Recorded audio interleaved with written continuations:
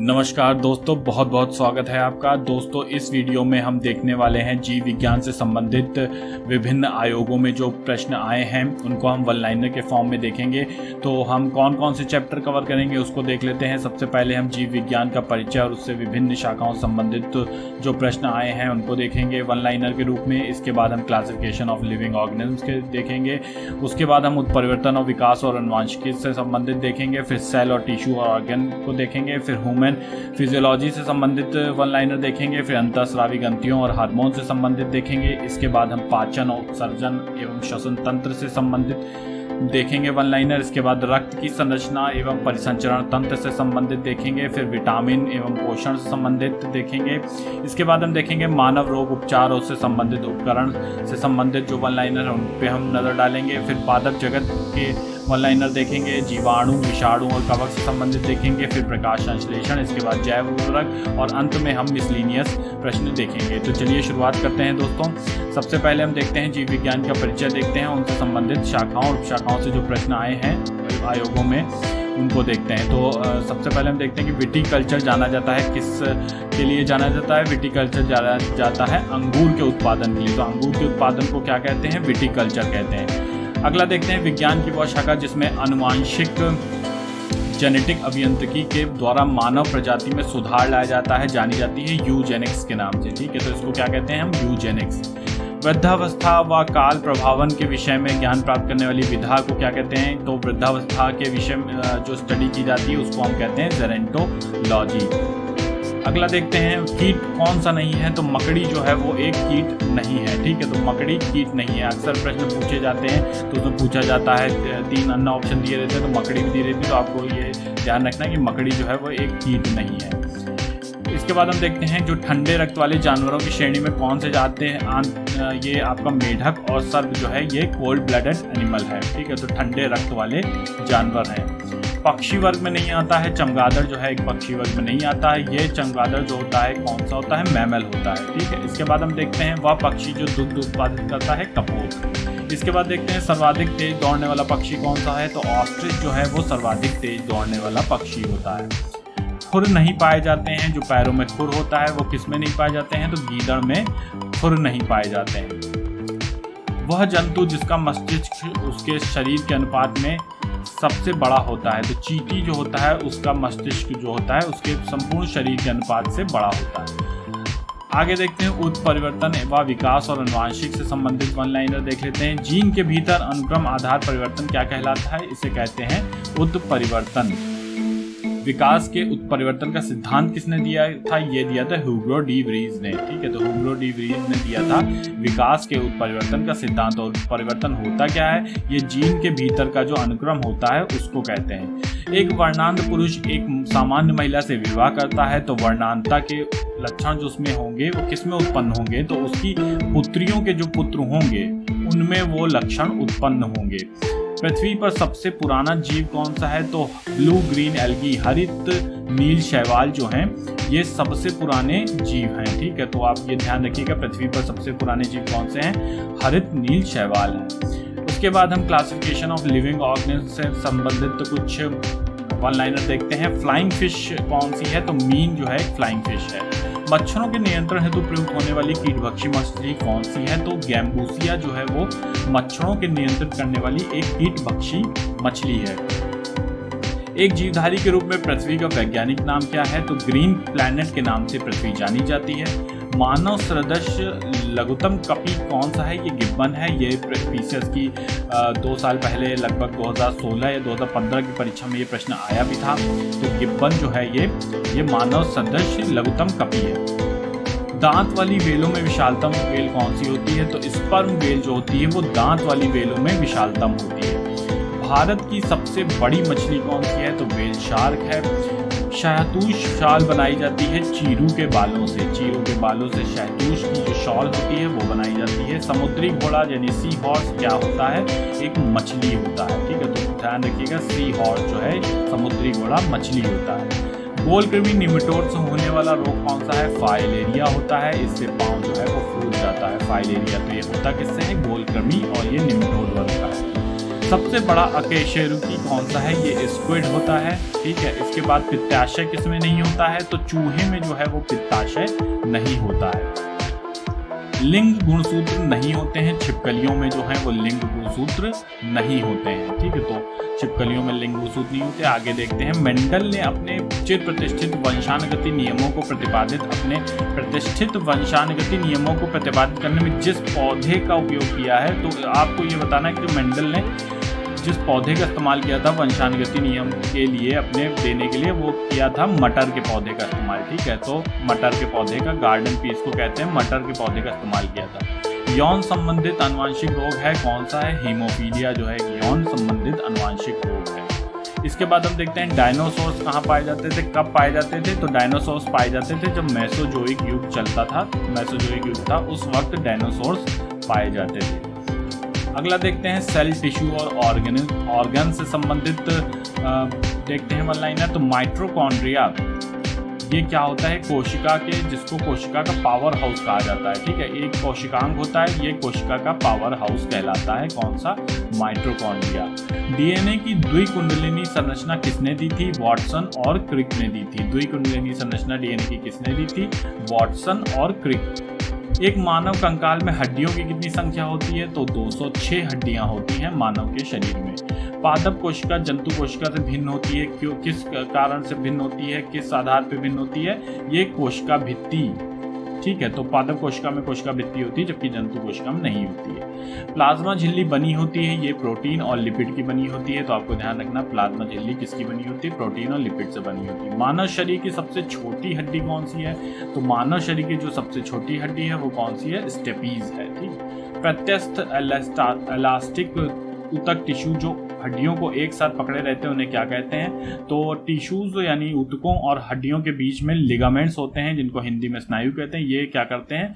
हड्डियों और टिश्यू को जोड़ने का काम करते हैं। स्टेम सेल जो से मनुष्य की लीवर कोशिकाओं की रचना की गई है, किसने की है? जापान के वैज्ञानिकों ने की है। अगला देखते हैं ह्यूमन फिजियोलॉजी से संबंधित कुछ वन लाइनर देखते हैं। वातावरण के ताप एवं नमी पर आधारित है। शरीर की सतह से संवेदन पसीना द्वारा जल की हानि निर्भर करती है, ठीक है। तो वातावरण के ताप के आधार पर ही जो शरीर से जो पसीना बहता है उसका निर्धारण होता है कि कितना पसीना निकलेगा। ये वातावरण का जो टेम्परेचर होता है उस पर निर्भर करता है, और कितनी ह्यूमिडिटी है एटमॉस्फेयर में। पित्त, अम्ल एवं लाइपेज की उपस्थिति होती है। उपस्थिति में क्या होता है? लिपिड्स का पाचन होता है, ठीक है। दांत कमृत हो जाते हैं जब पेयजल में प्रचुर मात्रा में क्या होता है? तो दांत खराब हो जाते हैं जब जिंक हो जाता है, जिंक ज्यादा होता है जल में, ठीक है। सोचने के लिए, हृदय गति नियंत्रण के लिए एवं शरीर के संतुलन के लिए जिम्मेदार कौन सा है? तो मस्तिष्क होता है, जो सोचने के लिए और हृदय गति नियंत्रित करने के लिए तथा साथ ही शरीर के संतुलन के लिए जिम्मेदार होता है। एनोसोमिया कहते हैं, किसे कहते हैं? घ्राण संवेदना की कमी को क्या कहते हैं? एनोसोमिया, ठीक है। तो इसके बाद देखते हैं, उसी दर पर जिस दर पर हृदय करता है मानव कलाई में नाड़ी स्पंदन करती है, ठीक है। तो हृदय और मानव कलाई में जो नाड़ी स्पंदन है इनकी दर क्या होती है? समान होती है। अगला देखते हैं, मानव रक्त में ऑक्सीजन की सांद्रता में कमी होती है तो श्वसन की गति क्या हो जाएगी? ये तेज हो जाएगी, तीव्र हो जाएगी। जब मानव के ब्लड में ऑक्सीजन जो है वो उसकी सांद्रता कम हो जाएगी, उसका कंसंट्रेशन कम हो जाएगा, तो क्या हो जाएगा? श्वसन की दर बढ़ जाएगी। मनुष्य यह नहीं समझ पाता कि कब उसे भोजन करना रोक देना चाहिए, तो वो किस चीज़ से पीड़ित है? बुलीमिया से पीड़ित है, ठीक है। तो ये भी प्रश्न आया हुआ है कई बार। तो मानव जब नहीं जान पाता है कि उसे अब कब भोजन रोक देना चाहिए, उसे भूख का एहसास नहीं होता है, तो बुलीमिया से पीड़ित होता है कि उसको पता नहीं चलता है कि अब उसका पेट भर चुका है और उसे खाना रोक देना चाहिए। मनुष्य के अंगों में एक हानिकारक विकिरणों से सर्वाधिक सुप्रभाव्य है आँख, ठीक है। तो आँख पे सबसे जल्दी प्रभाव पड़ता है, इसीलिए जो है मनुष्य का सर्वाधिक विकिरणों से सर्वाधिक सुप्रभाव होता है आँख। तो आँख को विकिरणों से बचाना चाहिए। मनुष्य के अंगों में से हानिकारक विकिरण में सबसे कम सुप्रभाव कौन सा होता है? तो ये होता है मस्तिष्क, ठीक है। कैमरे के फिल्म से तुलना की जा सकती है किसकी? आँख के रेटिना की तुलना की जा सकती है कैमरे की फिल्म से। मस्तिष्क तथा मेरु रज्जु पर चढ़ी झिल्ली में सूजन आ जाए तो उसे कौन सा रोग कहा जाता है? इसे कहते हैं मेनिंजाइटिस। ठीक है, तो ये रोग कहलाता है मेनिंजाइटिस अगर मस्तिष्क और मेरु रज्जु पर झिल्ली में सूजन आ जाए। EEG से किस अंग के कार्य प्रणाली प्रकट होती है? ये होता है मस्तिष्क के लिए, तो ये प्रश्न आता है अक्सर लोक सेवा आयोग में भी। EEG का संबंध किससे है? तो मस्तिष्क से है। ठीक है, इसके बाद हम देखते हैं घरेलू धूल में वह तत्व जो दमा पीड़ितों को परेशान कर सकता है वो कौन सा होता है? धूल बरूती। अधिकांश प्राणियों के जीवित पदार्थ का लगभग 80% पदार्थ है क्या है? प्रोटीन है। ठीक है, तो 80% जो होता है पदार्थ प्रोटीन होता है। एक स्वस्थ व्यक्ति का सामान्य रक्तचाप कितना होता है? ये 120 जो होता है वो हाई होता है और 80 जो होता है लो होता है। तो 120-80 जो है एक स्वस्थ व्यक्ति का ब्लड का प्रेशर होता है। मानव शरीर में क्रोमोसोम की कितनी संख्या होती है? तो 46 संख्या होती है। 46 क्रोमोसोम होते हैं मानव के शरीर में। मानव शरीर में सर्वाधिक प्रचुरता में पाया जाने वाला तत्व कौन सा है? तो ऑक्सीजन जो है सर्वाधिक प्रचुरता में पाया जाने वाला तत्व है। इसके बाद हम देखते हैं मानव हड्डियों में सर्वाधिक मात्रा में पाया जाता है कैल्शियम फॉस्फेट। हड्डियों में क्या पाया जाता है? Calcium phosphate. मानव शरीर में संग्रहित नहीं रहता है टोकोफेरॉल। टोकोफेरॉल जो है ये मानव शरीर में संग्रहित नहीं रहता है। BMD परीक्षण क्या है? ये BMD जो है वो ऑस्टियोपोरोसिस हेतु किया जाता है। BMD परीक्षण जो है वो ऑस्टियोपोरोसिस हेतु किया जाता है। शरीर के जोड़ों में गठिया रोग आर्थराइटिस होता है, किसकी वजह से होता है? यूरिक अम्ल जब जम जाता है तो हो जाता है आर्थराइटिस हो जाता है, गठिया का रोग हो जाता है।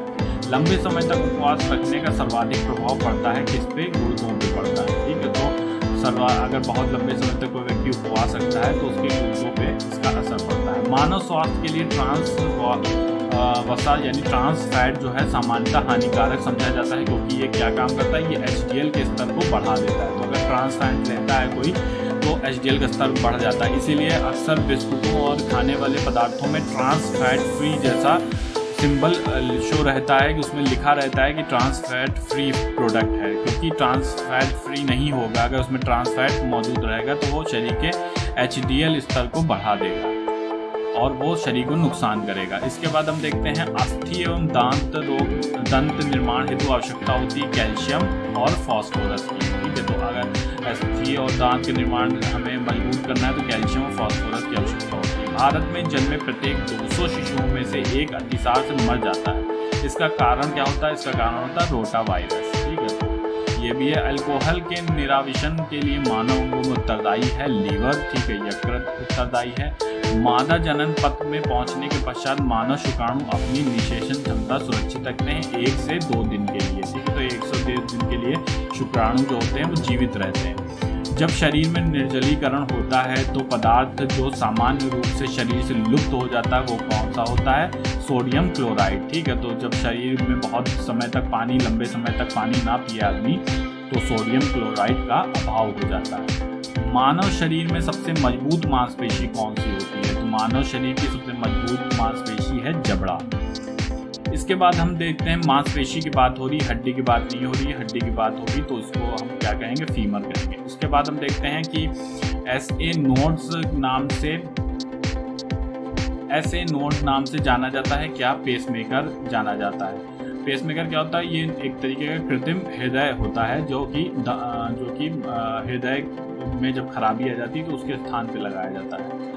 ठीक है, एक वयस्क मानव शरीर में जल प्रतिशत होता है 65% जो होता है वो जल होता है। अबिंदुकता एक बीमारी है, काहे की? आंखों की बीमारी है। एक स्वस्थ मनुष्य एक दिन में कितनी पेशाब करता है?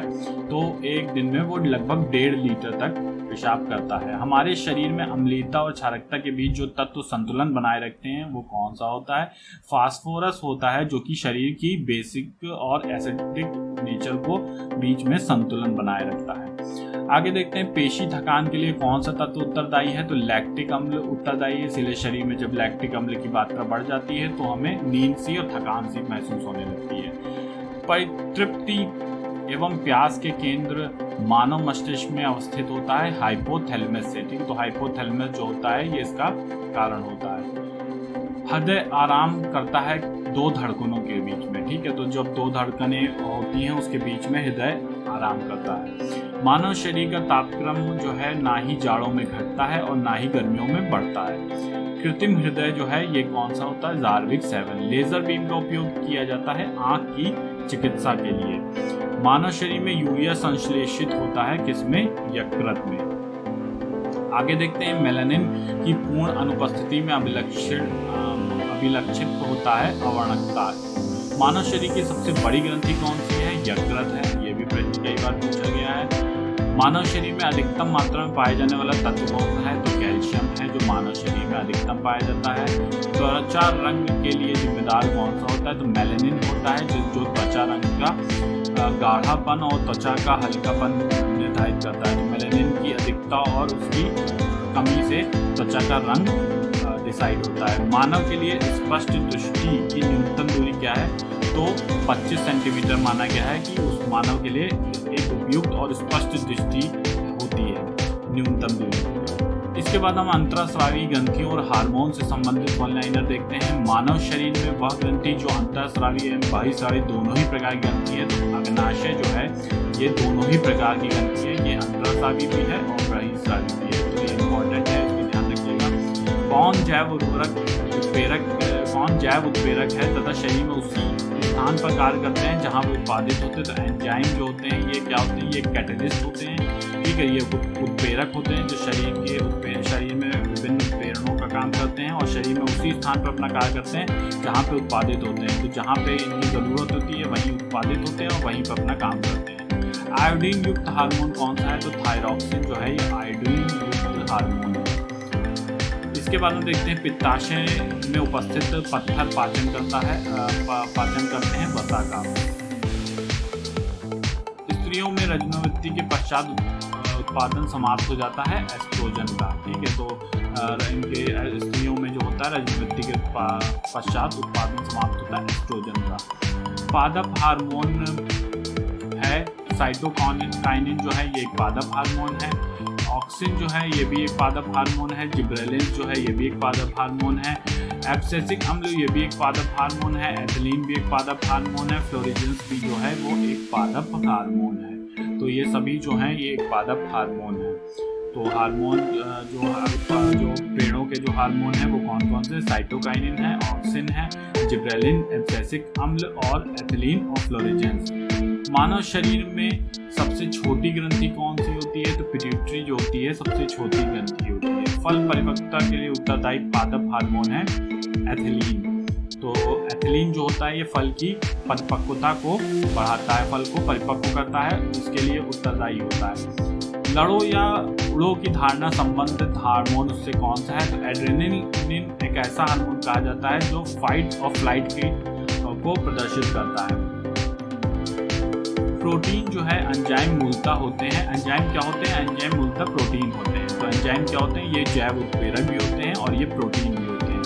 प्रोटीन कौन सा नहीं है? तो ऑक्सीटोसिन जो है ये एक प्रोटीन नहीं है। माँ और शिशु के बीच गले लगना या चुनना प्रेरित करता है ऑक्सीटोसिन को, ठीक है। तो माँ जब अपने शिशु को गले लगती है या उसको चूमती है तो ऑक्सीटोसिन रिलीज होता है। पादप हार्मोन नहीं है तो इंसुलिन जो है वो कोई पादप हार्मोन नहीं है। गाय और भैंस के थनों में दूध उतारने के लिए सुई लगाई जाती है। ये सुई किस चीज़ की होती है? ये ऑक्सीटोसिन की होती है। इंसुलिन होता है, इंसुलिन क्या होता है? ये एक प्रोटीन होता है।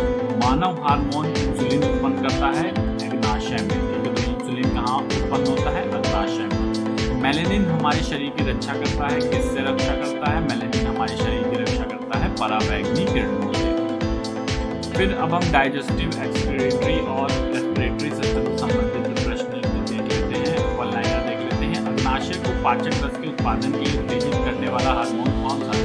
सिक्रेटिन जो है ये अग्नाशय में पाचक रस को उत्तेजित करने वाला हार्मोन है।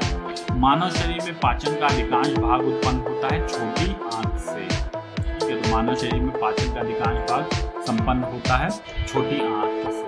शरीर में अतिरिक्त ग्लूकोज ग्लाइकोजन में परिवर्तित होकर भंडारित रहता है यकृत में।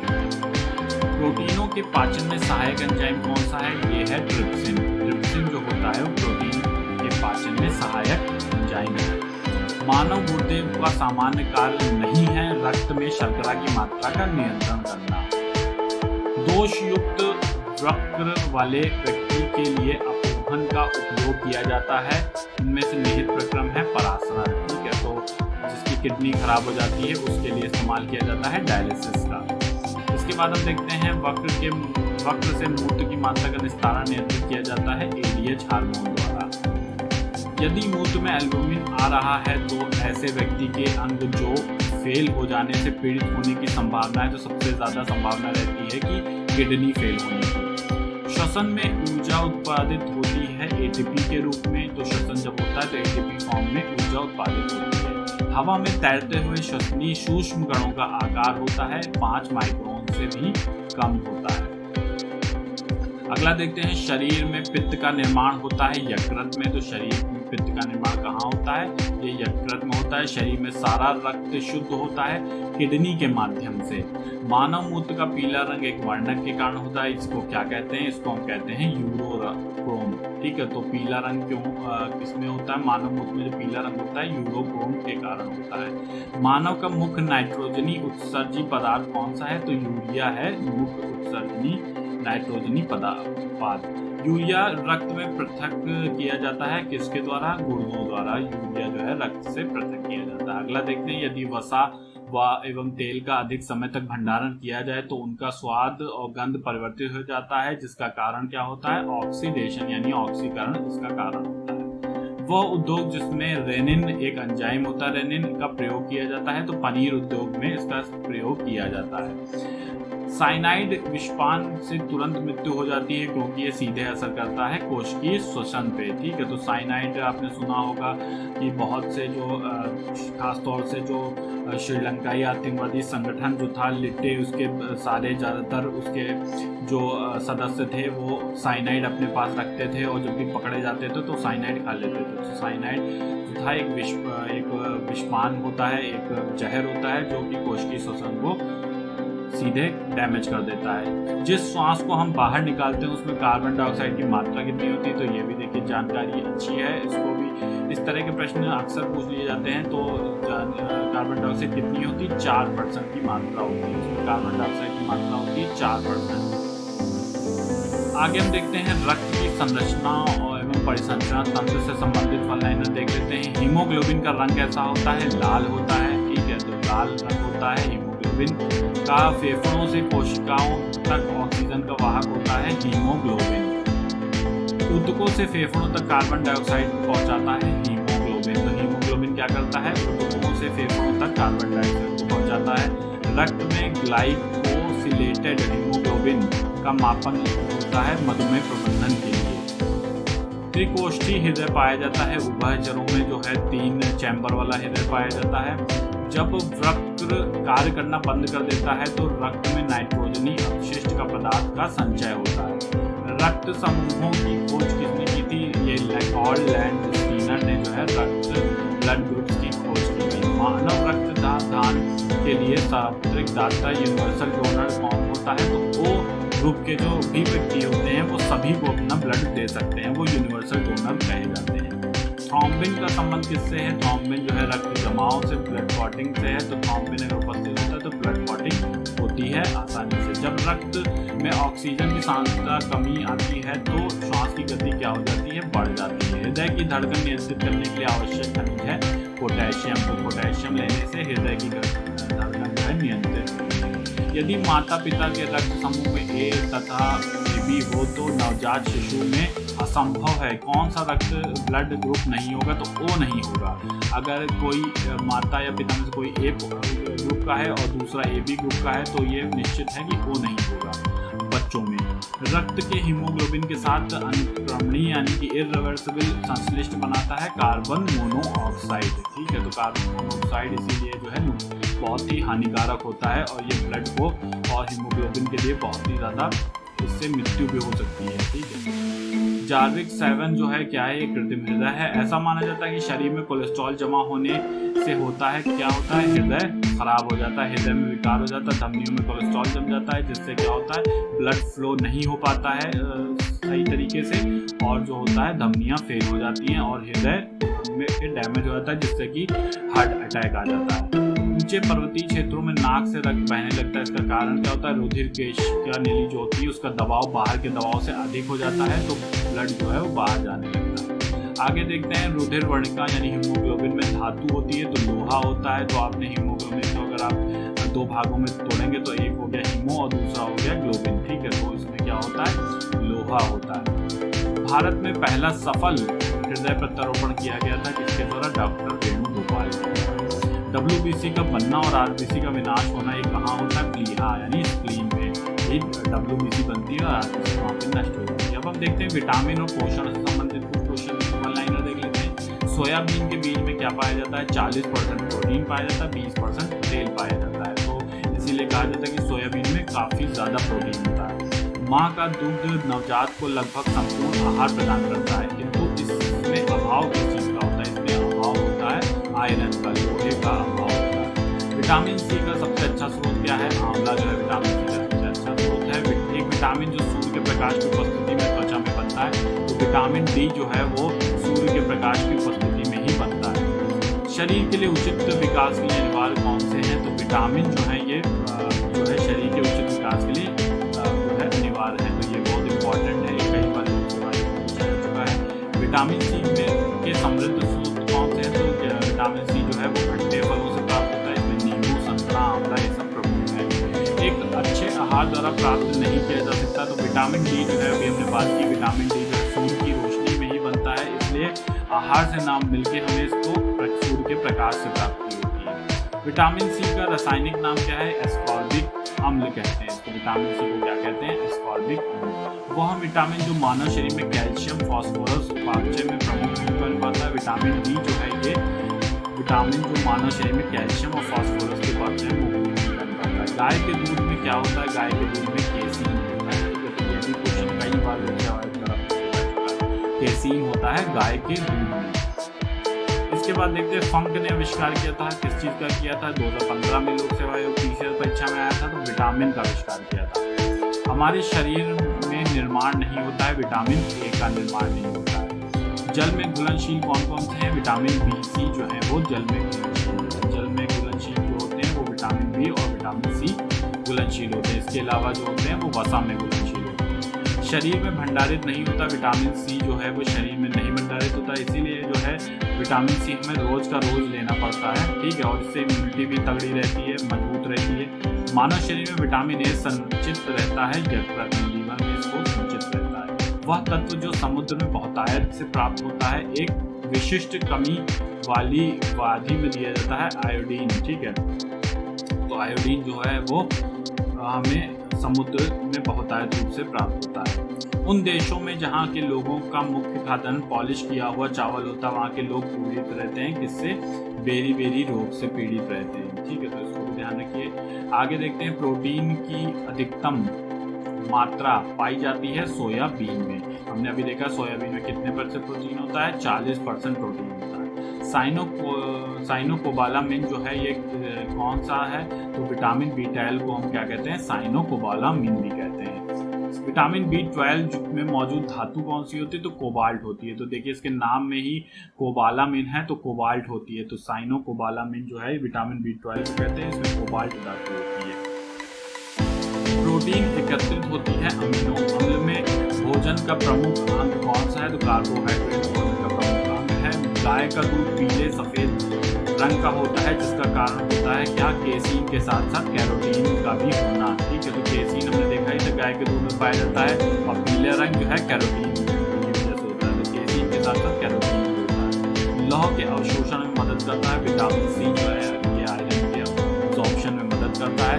प्रोटीन एवं वसा दोनों की प्रचुरता किसमें होती है, सोयाबीन में होती है। एस्कॉर्बिक अम्ल भी कहा जाता है विटामिन सी को। स्कर्वी रोग के इलाज में उपयोगी है कौन सा, आंवला जो है वो स्कर्वी रोग के इलाज में उपयोगी है, क्योंकि आंवला है विटामिन सी का प्रचुर स्रोत। इसके बाद हम देखते हैं मानव शरीर में विटामिन ए संचित रहता है यकृत में।